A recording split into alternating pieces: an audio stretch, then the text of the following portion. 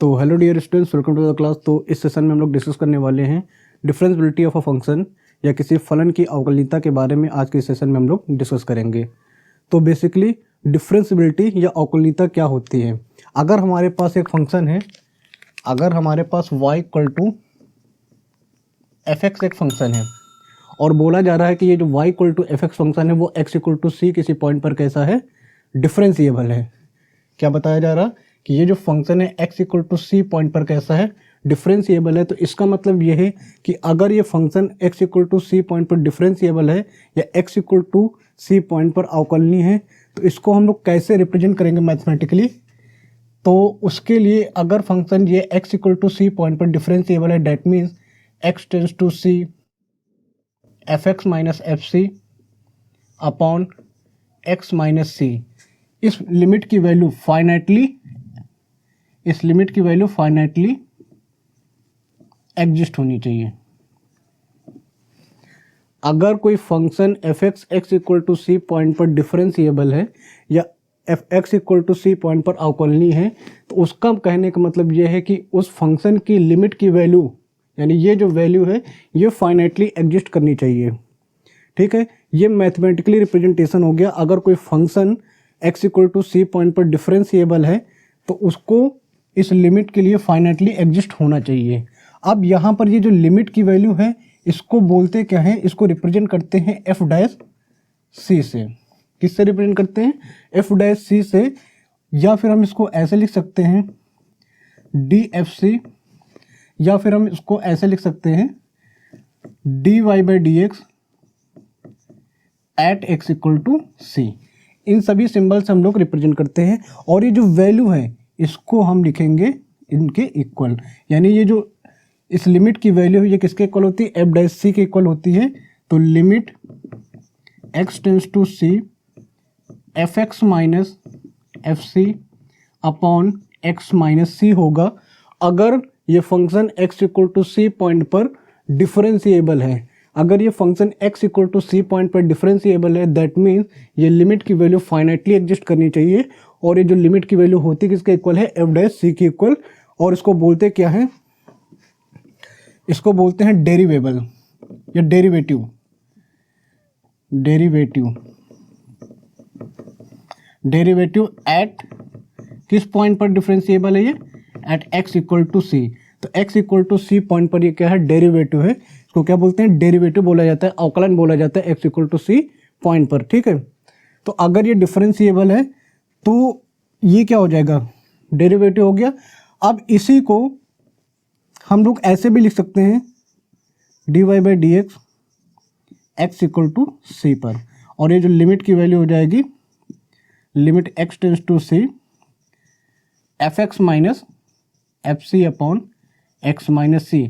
और अगर ये जो लिमिट की वैल्यू है, ये लिमिट की वैल्यू अगर फाइनाइटली एग्जिस्ट करती है, ठीक है, यानी रियल नंबर्स को बिलोंग करती है, तो ये फंक्शन कैसा हो जाएगा, डिफरेंशिएबल होगा या अवकलनीय हो जाएगा x equal to C point पर। अब सी क्या है, सी एक रियल नंबर कोई भी हो सकता है, 1 2 3 या -1 2 3 कोई भी वैल्यू यहाँ पर हो सकती है।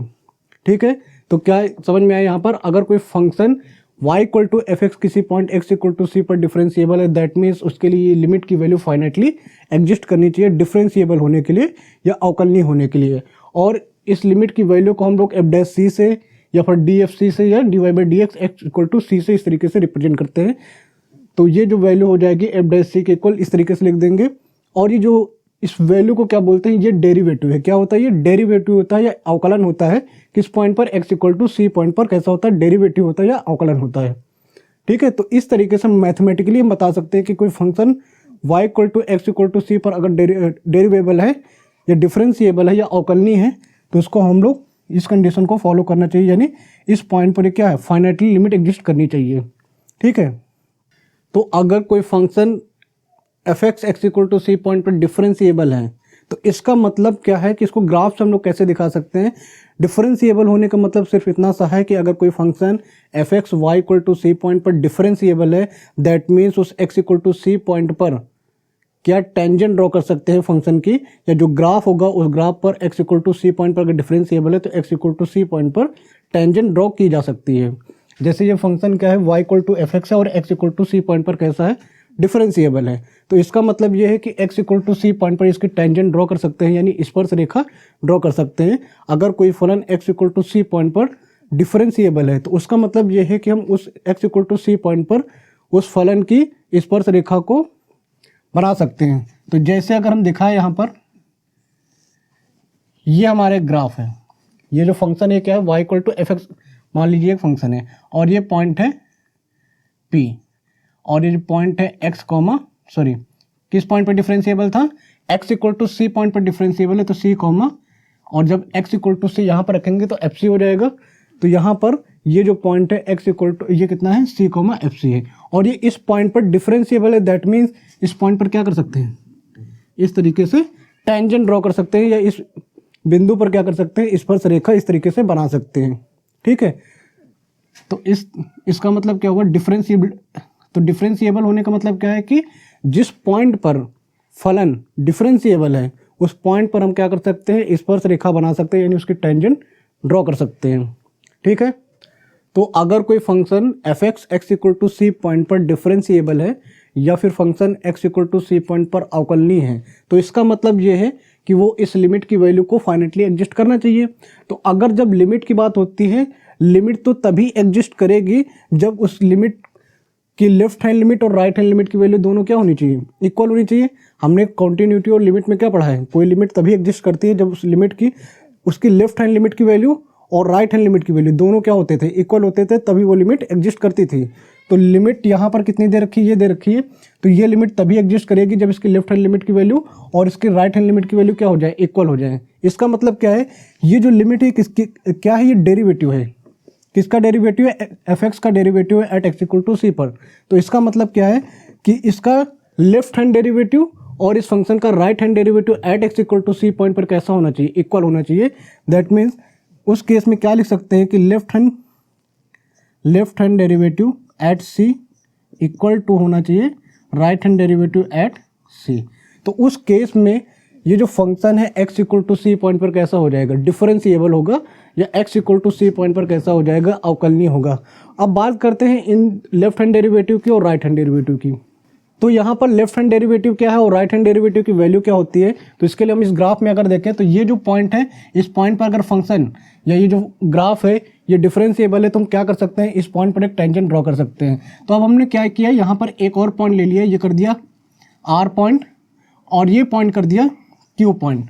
ठीक है, और ये जो क्यू पॉइंट है वो टेंस टू पी है, और ये जो आर पॉइंट है वो भी टेंस टू कितना है, पी है।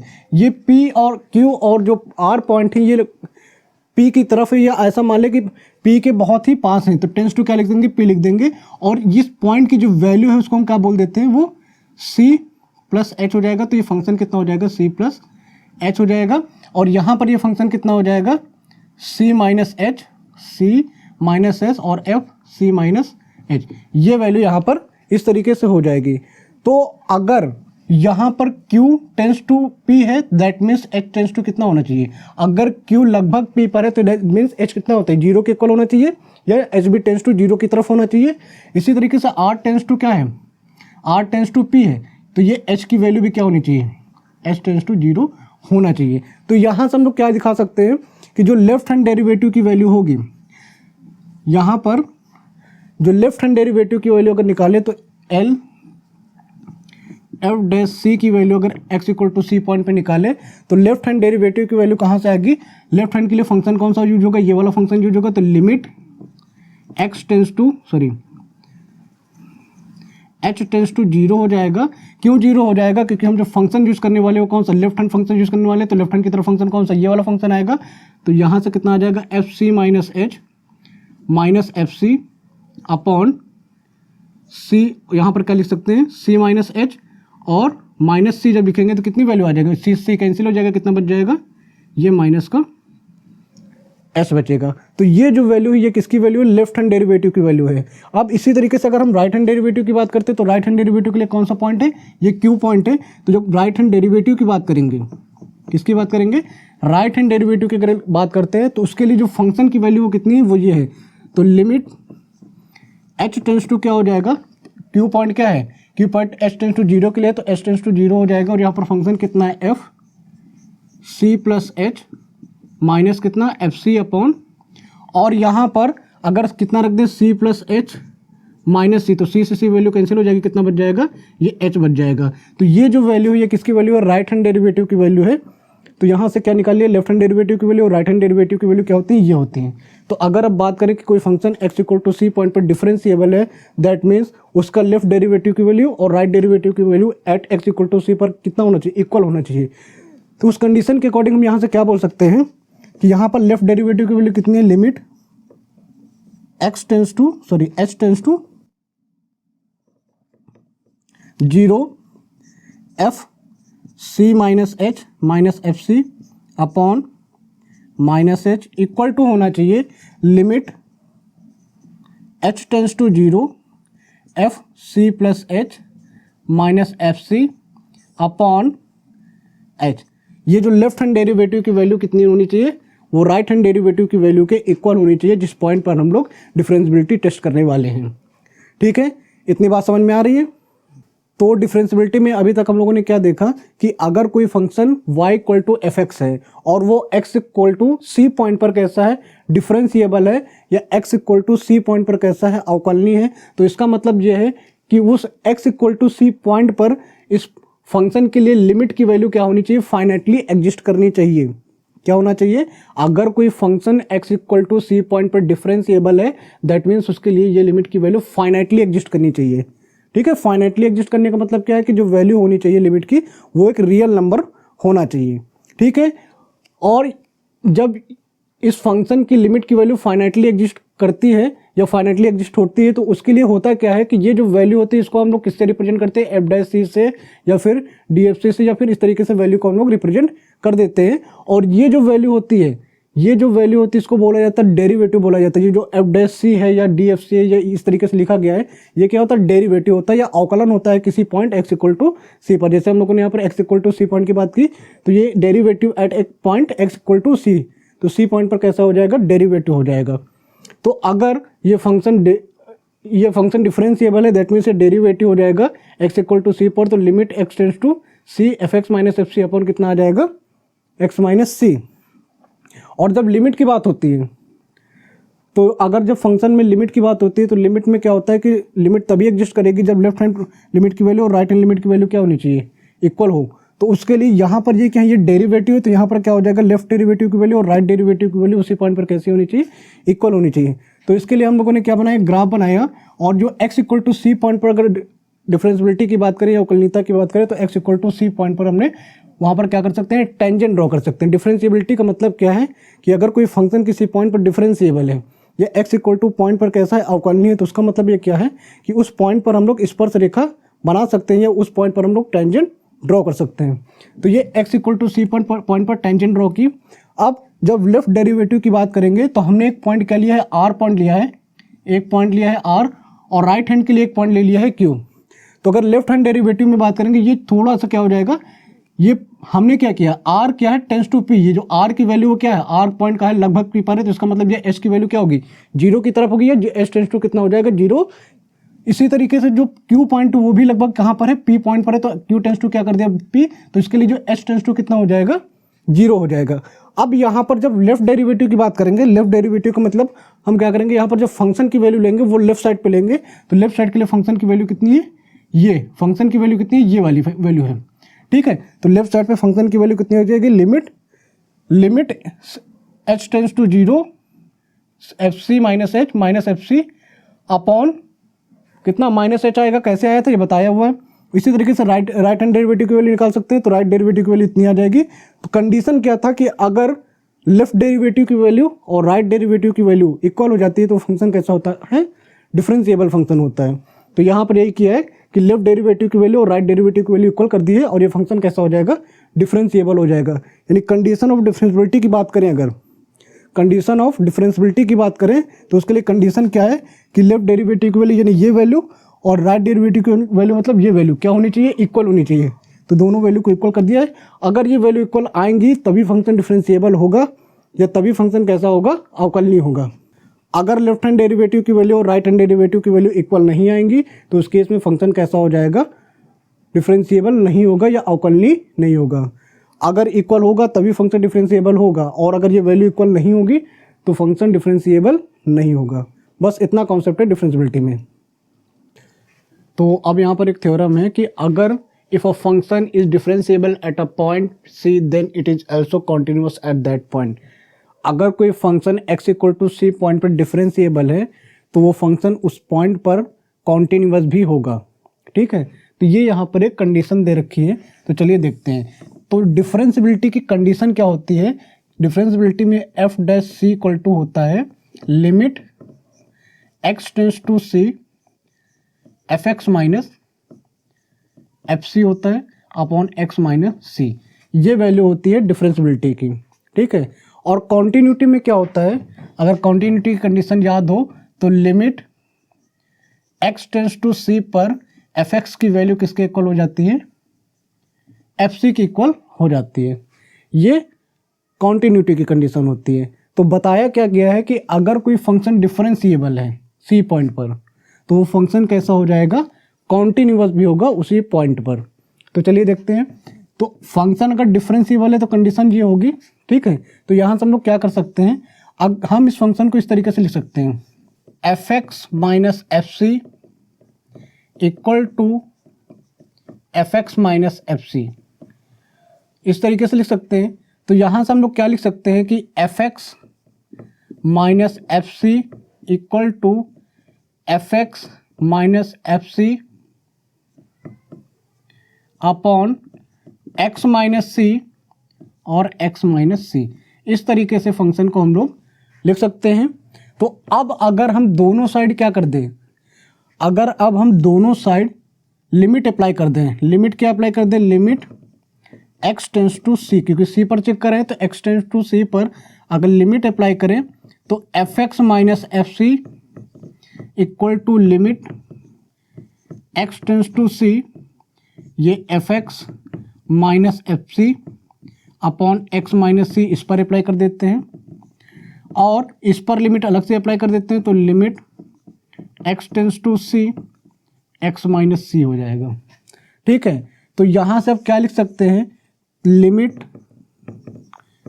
x tends to C F x, और यहाँ पर अगर लिमिट अप्लाई करेंगे तो वैल्यू पे कोई फर्क नहीं पड़ेगा, या लिख लेते हैं माइनस का limit x tends to C f c.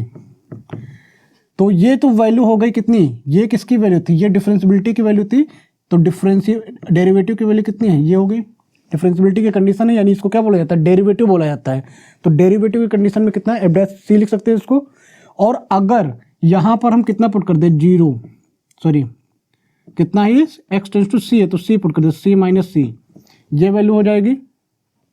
तो यहाँ से क्या लिख सकते हैं कि F dash c equal two into zero, ये वैल्यू हो जाएगी जो कि किसके इक्वल हो जाएगी, जीरो के इक्वल हो जाएगी।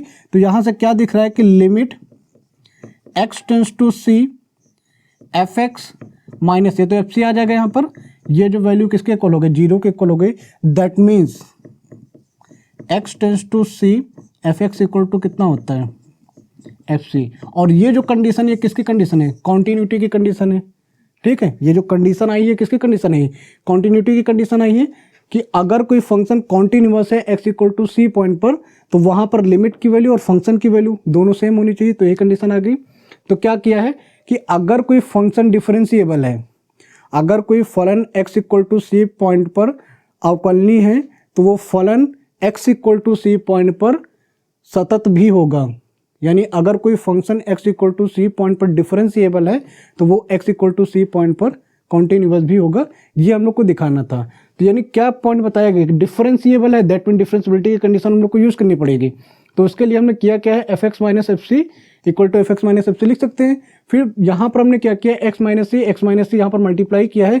क्यों मल्टीप्लाई किया है, क्योंकि डिफरेंशिएबिलिटी की कंडीशन में इतनी वैल्यू होती है। तो ये कंडीशन जब अप्लाई करेंगे और दोनों तरफ अगर लिमिट ले लेंगे तो ये जो इतनी वैल्यू है, ये जो वैल्यू है, ये वैल्यू क्या हो जाएगी, डिफरेंशिएबिलिटी की कंडीशन है, जो कि कितना होता है, डेरिवेटिव के इक्वल होता है x equal to C point पर। तो एफ डैश सी इतनी वैल्यू को हम लोग यहाँ से लिख सकते हैं। और यहाँ पर अगर ये लिमिट दोनों यहाँ पर अंदर मल्टीप्लाई कर दें तो लिमिट ये इस तरीके से एक्सपेंड हो जाएगी। ठीक है, और यहाँ पर क्या हुआ, लिमिट यहाँ पर दोनों जगह, यहाँ पर भी अप्लाई कर देते हैं, यहाँ पर भी अप्लाई करते हैं। तो अगर यहाँ पर लिमिट की वैल्यू रख देते हैं तो c माइनस सी कितना हो जाएगा 0, और ये जो वैल्यू है ये किसकी वैल्यू है, x equal to C point पर डेरिवेटिव की वैल्यू है।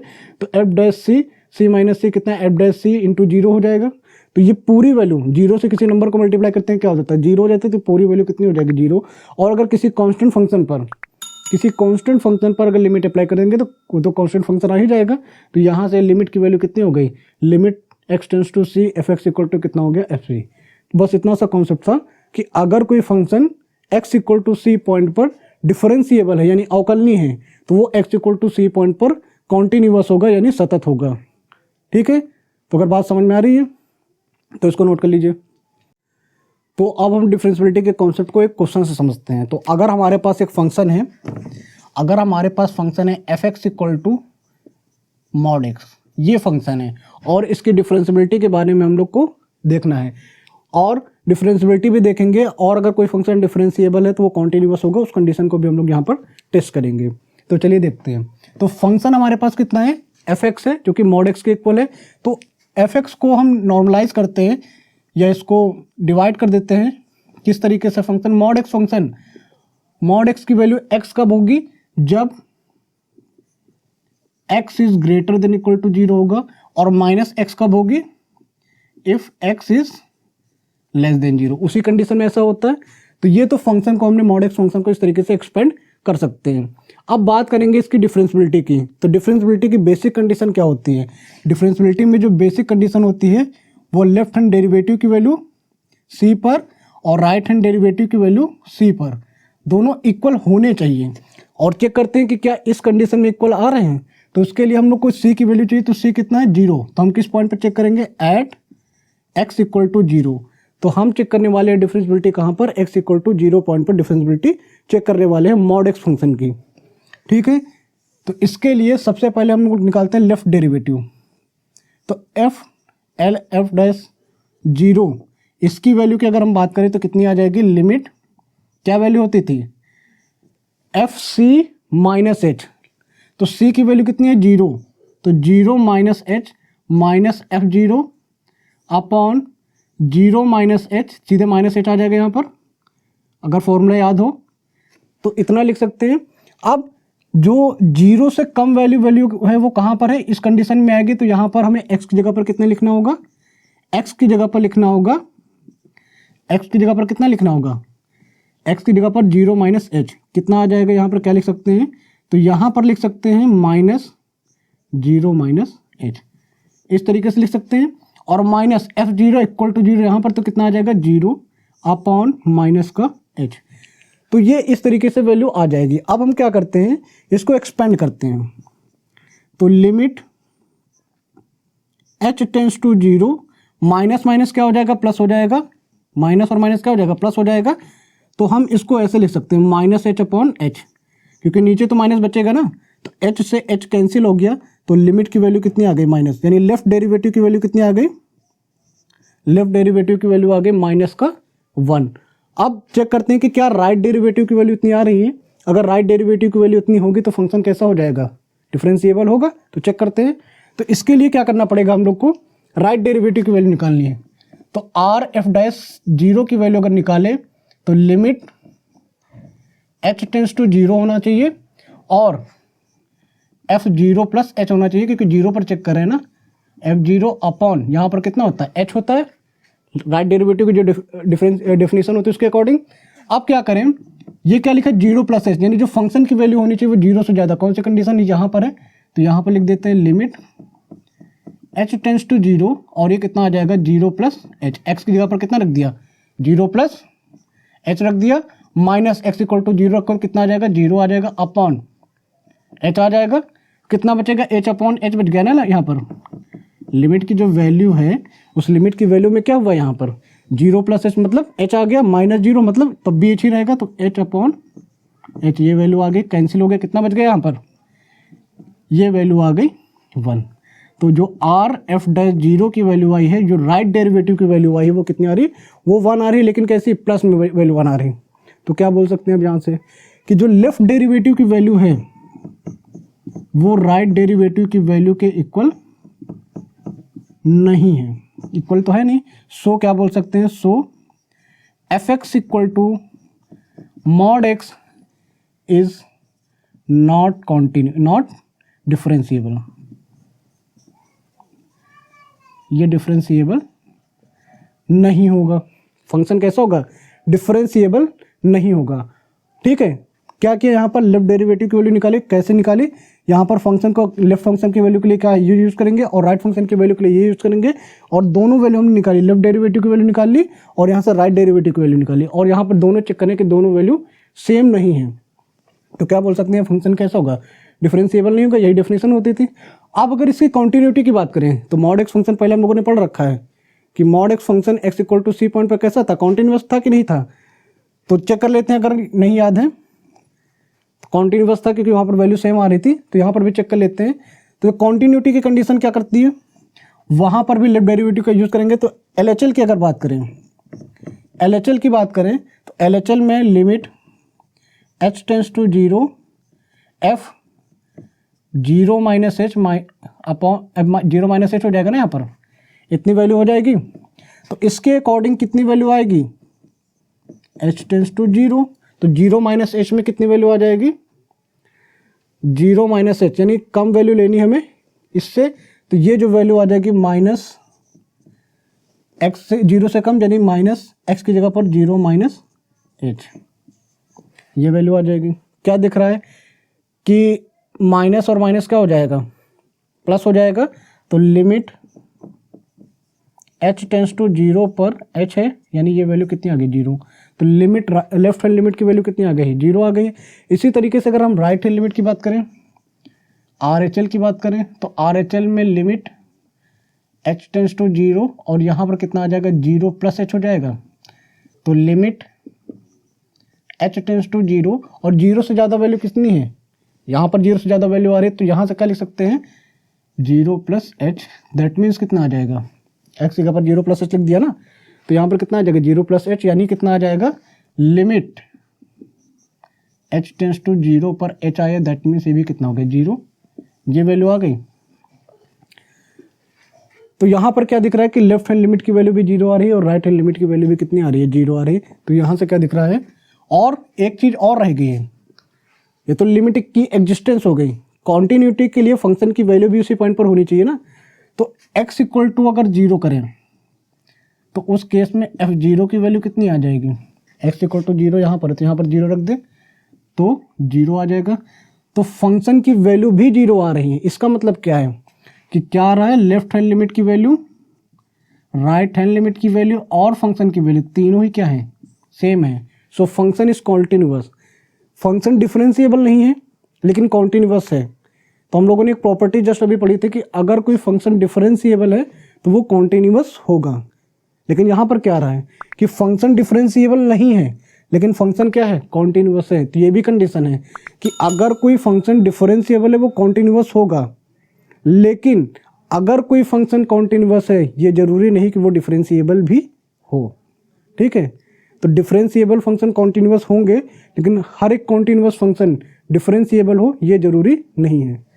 ठीक है, इतनी बात समझ में आई, अगर इतनी बात समझ में आ रही तो नोट कर लीजिए इसको।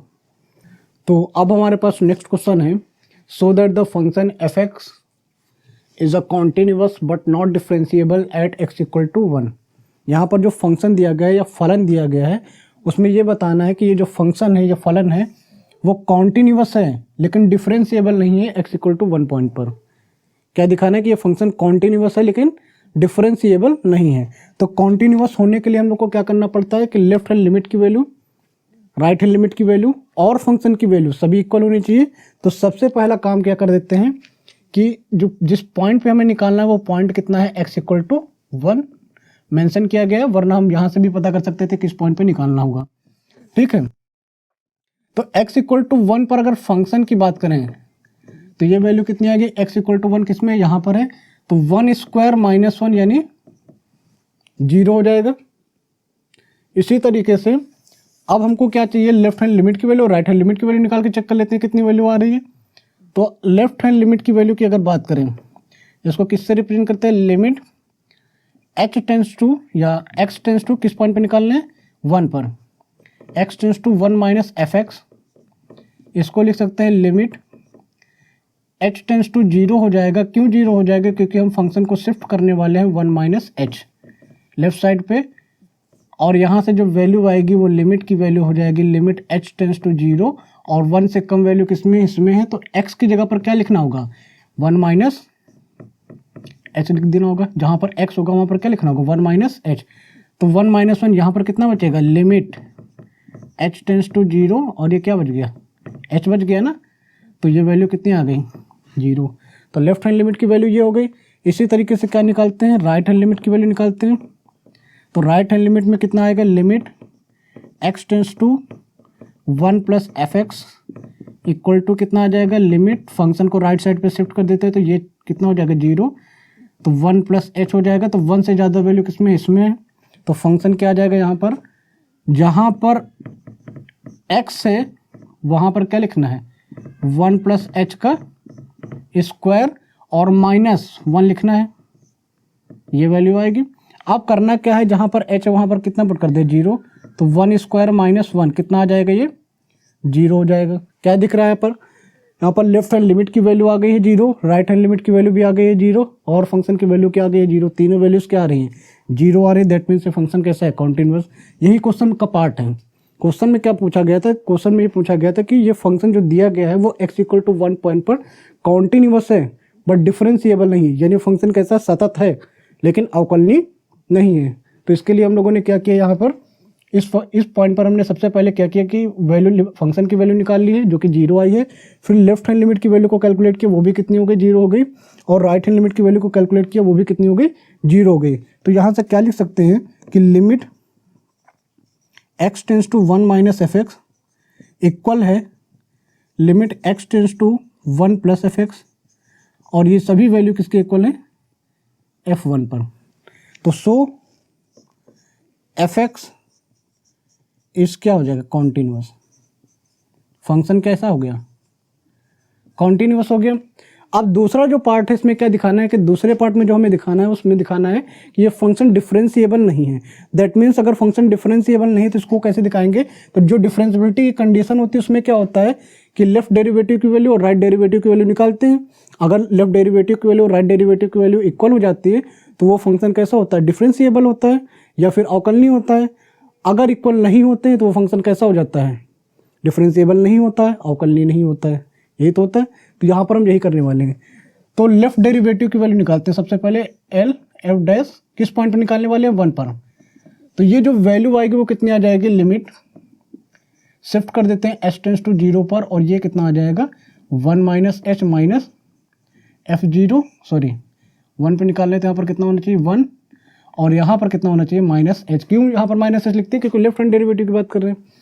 तो अब हमें जो फंक्शन है वो लेफ्ट साइड का कौन सा है? वो ये वाला है। तो जहाँ पर x है वहाँ पर क्या रखना होगा? 1 minus h, h tends to 0, तो यहाँ पर 1 माइनस और 1 माइनस एच, ये वैल्यू आ जाएगी। और f1 की वैल्यू निकाल लेते हैं। तो 1 यहाँ पर रखेंगे, कितना आ जाएगा? f1 की वैल्यू कितनी है? 0 अपॉन माइनस का h, ये वैल्यू है। क्या कर सकते हैं यहाँ से हम लिख सकते हैं लिमिट h टेंस टू 0, और यहाँ पर बचेगा h और यहाँ पर बचेगा माइनस h, तो इसको ऐसे लिख सकते हैं। ठीक है। माइनस और माइनस से क्या हो जाएगा? प्लस हो जाएगा। सॉरी -1, तो 1 से 1 कैंसिल, माइनस और माइनस कैसा हो जाएगा? प्लस हो जाएगा। लेकिन नीचे का तो माइनस बचेगा ना, तो माइनस का 1 हो गया। तो ये वैल्यू कैंसिल होकर कितनी आ गई? -1 ही बचेगी। यहाँ पर -1 बच गया। तो अब बात करते हैं राइट हैंड डेरिवेटिव के लिए। तो राइट डेरिवेटिव की अगर बात करें 1 पर, तो लिमिट इसको कैसे कर सकते हैं? h टेंस टू 0 और f1 प्लस h हो जाएगा, माइनस का f1 हो जाएगा अपॉन कितना? h हो जाता है। यही वैल्यू होती है। अब क्या करते हैं यहाँ पर? अब हम लोग यहाँ पर क्या करेंगे? जो फंक्शन है 1 प्लस एच किस में आएगा? जिसमें 1 से ज़्यादा वैल्यू, वो कौन सी है? ये वाली वैल्यू है। तो यहाँ पर क्या लिखेंगे? लिमिट h टेंस टू 0, और जहाँ पर x है वहाँ पर क्या लिखने वाले हैं? 1 प्लस एच का स्क्वायर माइनस का 1, ये लिखेंगे। ठीक है, इसके अकॉर्डिंग तो यही लिखेंगे ना। और माइनस f1 की वैल्यू कितनी है? 0 अपॉन कितना है? h, ये वैल्यू आएगी। ठीक है, अब इसको एक्सपेंड करते हैं। इसको अगर एक्सपेंड करेंगे तो लिमिट h टेंस टू 0 और यहाँ पर आ जाएगा 1 h का स्क्वायर h स्क्वायर हो जाएगा और प्लस का 2h हो जाएगा माइनस का 1 हो जाएगा अपॉन में h हो जाएगा। अगर यहाँ पर h की वैल्यू 0 की इस बार, जैसे हमने यहाँ पर तो 0 कर दी थी, लेकिन यहाँ पर 0 करेंगे तो 1/0 कितना आ जाएगा, ये तो 0 हो जाएगा और यहाँ पर भी 0/0 फॉर्म हो जाएगी जो कि अनडिफाइंड फॉर्म होती है। तो उस तरीके से नहीं करना है, इसको एक्सपेंड करेंगे तो होगा क्या, 1 से 1 कैंसिल हो जाएगा, है ना। तो ये वैल्यू कितनी आ जाएगी और यहाँ से हमको h कॉमन भी मिल जाएगा। h का मिल जाएगा, कॉमन मिल जाएगा, तो h कॉमन निकाल लेंगे, कितना बचेगा h + 2, यही तो बचेगा यहाँ पर। h अगर कॉमन निकालेंगे तो h + 2 बचेगा, कैंसिल हो गया, ठीक है। और अगर हम h की वैल्यू 0 कर देते हैं अब यहाँ पर, तो 0 + 2 कितना आ जाएगा 2। क्या दिख रहा है यहाँ पर कि लेफ्ट हैंड डेरिवेटिव की वैल्यू और राइट हैंड डेरिवेटिव की वैल्यू क्या इक्वल आई है, नहीं है। सो फंक्शन कैसा होगा, डिफरेंशिएबल नहीं होगा। So f(x) is not differentiable.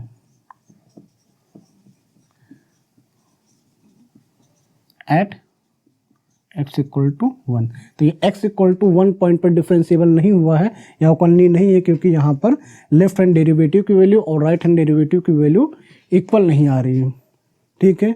क्या किया इसमें, हमें क्या बताया गया था, जो फंक्शन है वो कॉन्टिन्यूअस है, तो कॉन्टिन्यूअस हम लोगों ने यहाँ पर दिखा दिया। दूसरी बात होती है कि फंक्शन को डिफरेंशिएबल दिखाना था, तो डिफरेंशिएबल होने के लिए फंक्शन को क्या होना चाहिए, लेफ्ट हैंड डेरिवेटिव की वैल्यू और राइट हैंड डेरिवेटिव की वैल्यू इक्वल होनी चाहिए।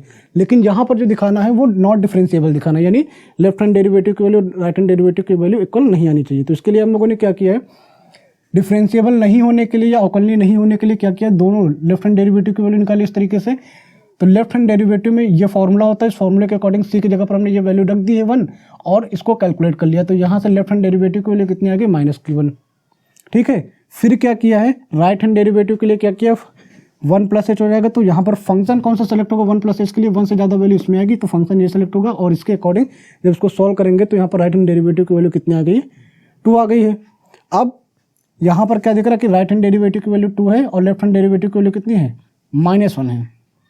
तो क्या बोल सकते हैं, ये तो इक्वल होंगे नहीं, सो फंक्शन कैसा हो जाएगा, डिफरेंशिएबल नहीं होगा, ठीक है।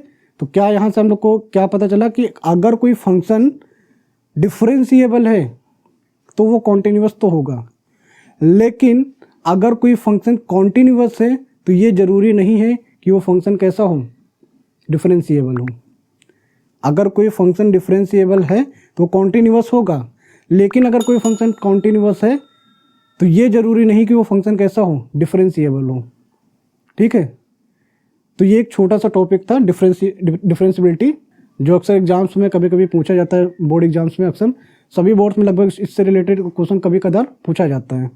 तो छोटा सा कॉन्सेप्ट है बट इम्पॉर्टेंट है। तो इसी के साथ हमारा डिफरेंशिएबिलिटी कंप्लीट हो गया है। तो आज के लिए बस इतना ही, मिलते हैं नेक्स्ट क्लास में, तब तक के लिए स्टे सेफ।